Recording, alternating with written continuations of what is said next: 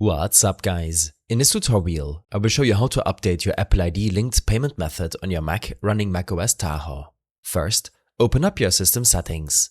From here, click on your Apple ID name at the top. In your Apple ID settings, head to the Media and Purchases section, and then click on Manage next to Account. You might be required to verify your Apple ID by logging into your account, and then you can preview your current and update your payment methods, billing address, see your purchase history, and manage your subscriptions. To change your payments method, select Payment Methods.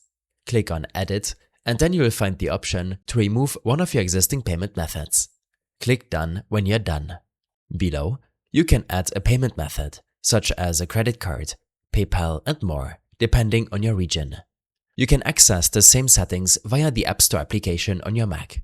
Simply select your username on the bottom right and then click on Account Settings. If you encounter any problems when adding a new payment method, then make sure that your selected region matches the billing address. This change will update your payment information across all Apple devices linked to your Apple ID automatically.